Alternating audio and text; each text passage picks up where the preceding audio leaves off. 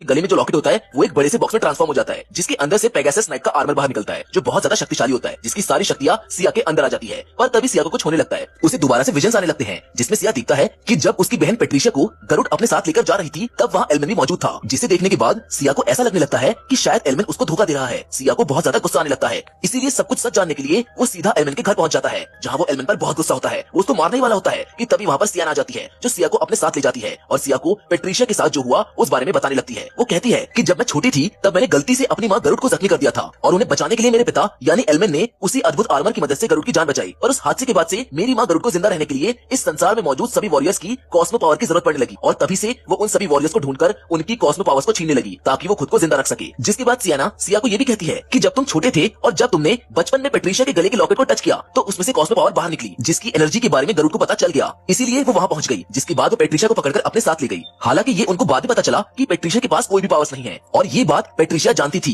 वो ये भी जानती थी कि सिया के पास कुछ अद्भुत शक्तियां हैं, इसीलिए पेट्रिशिया ने तुम्हें बचाने के लिए खुद का सेक्रीफाइस कर दिया। वो कभी भी लौटकर तुम्हारे पास वापस नहीं आई क्योंकि वो जानती थी कि गरुड़ और उसके लोगों की हमेशा उस पर नजर रहेगी और अगर वो तुमसे मिलने आती है तो तुम खतरे में पड़ सकते हो। ये पॉसिबल है कि पेट्रिशिया अभी भी जिंदा है। जिसके बाद सियाना कहती है कि मेरी माँ गरुड़ को बचपन से ऐसा लगता था कि मैं बड़े होकर युद्ध की देवी बनकर पूरी सृष्टि को खत्म कर दूंगी, जबकि मेरे पापा एल्मेन को मुझ पर भरोसा था कि मैं कभी भी ऐसा कुछ नहीं कर सकती, इसीलिए बचपन से लेकर अब तक उन्होंने मुझे पाला और मेरी रक्षा की ताकि गरुड़ मुझ तक ना पहुंच सके। वो दोनों आपस में बातें कर रहे होते हैं कि तभी उन्हें गरुड़ की स्पेसशिप दिखाई देती है जो एल्मेन के घर के नजदीक होती है, जिसे देख वो एल्मेन के पास जाने लगते हैं। वहीं दूसरी ओर एल्मेन को भी गरुड़ के आने का पता चल चुका होता है। वो सभी गेट्स लॉक करने लगता है पर गरुड़ के लोग उन्हें तोड़कर अंदर आ जाते हैं, जहाँ गरुड़ एल्मेन से सियाना के बारे में पूछती है और उनके बीच कुछ बातें होती हैं, जिधर एल्मेन उससे कहता है कि सियाना पर भरोसा करो, वो कभी भी पृथ्वी को तबाह नहीं कर सकती, ना ही किसी को नुकसान पहुंचाएगी। पर तभी वहाँ पर सिया और सियाना पहुंच जाते हैं, जिन्हें देख गरुड़ के लोग उन पर हमला कर देते हैं और उन सभी के बीच में लड़ाई होने लगती है। एल्मेन का साथी माइलॉक गरुड़ के लोगों से लड़ता है और सिया कैसियो का सामना करता है, पर सिया अपनी पावर्स को सही वक्त पर जागृत नहीं कर पाता, जिस वजह से कैसियो उसको बहुत बुरी तरह से मारता है। और अब जब एल्मेन को कोई भी रास्ता नजर नहीं आता तो वो गरुड़ को मारने के लिए घर को ब्लास्ट करने का फैसला करता है ताकि वो सियाना को बचा सके, पर ऐसा कुछ नहीं होता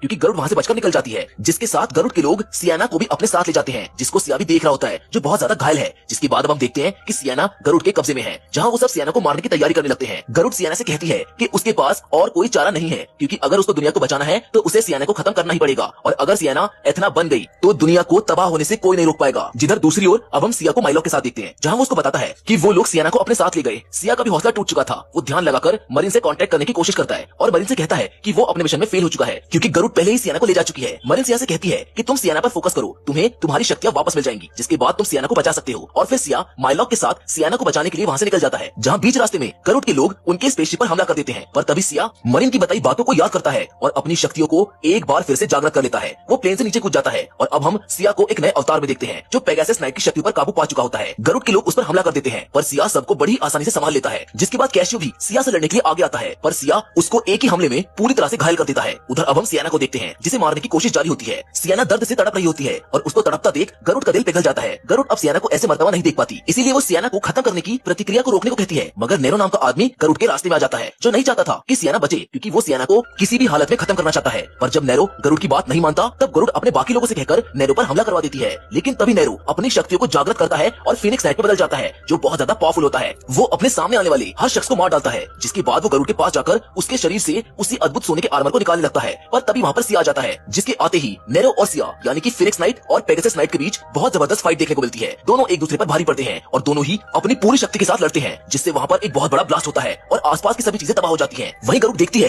कि सियाना मरने वाली है, तभी वो वहाँ पर मौजूद सभी मशीन को बंद कर देती है ताकि उसकी जान बच जाए। पर तभी वहाँ पर कुछ और ही हो जाता है, क्योंकि अब सियाना पूरी तरह से देवी एथना बन चुकी थी, जिसे नेरो जैसे ही मारने के लिए आगे बढ़ता है एथना उसको एक ही बार से धूल चटा देती है। पर एथना की शक्तियाँ बहुत ज्यादा होती है, जिस वजह से सियाना शक्तियों पर से अपना कंट्रोल खोने लगती है। उसके आसपास की सभी चीजें तहस नहस होने लगती हैं, जिनको देखकर सियाना को भी डर लगता है कि अगर वो बेकाबू हो गई तो इस दुनिया को कोई भी बचा नहीं पाएगा। पर तभी सिया उसको समझाता है कि तुम खुद पर कंट्रोल कर सकती हो, जैसे तुमने कई सालों पहले देवताओं के विरुद्ध युद्ध में किया था। तुमने इंसानों की रक्षा की थी, तुम्हें आज भी मानवता की रक्षा करनी पड़ेगी, क्योंकि तुम युद्ध की देवी होने के साथ साथ ज्ञान की देवी भी हो। सिया की सभी बातें सुनकर सियाना अपनी शक्ति पर कंट्रोल करने में सफल हो जाती है और पहले की तरह नॉर्मल हो जाती है। जिसके बाद वो सीधा अपनी माँ गरुड़ के पास जाती है, जो बहुत ज्यादा घायल हो चुकी थी और अब गरुड़ को भी लगने लगा था कि ये उसका आखिरी समय है। वो सियाना से माफी मांगती है, पर सियाना उसको अपनी कॉस्मिक पावर से ठीक कर देती है। उनके बीच अब सब ठीक हो जाता है। वहीं पर हम माइलॉक और नेरो को भी देखते हैं, जो जिंदा बच जाते हैं, जहाँ कहानी के अंत में हम सियाना और सिया को एक साथ देखते हैं, जहाँ सियाना उससे कहती है कि उन्हें जल्द ही बाकी सभी ज़ोडियाक वॉरियर्स को भी ढूंढना होगा, क्योंकि देवताओं को इस बारे में पता चल चुका होगा कि एथना जाग चुकी है और वो जल्द ही इंसानों के खिलाफ जंग छेड़ सकते हैं। जिसके साथ ये फिल्म यहाँ पर खत्म हो जाती है।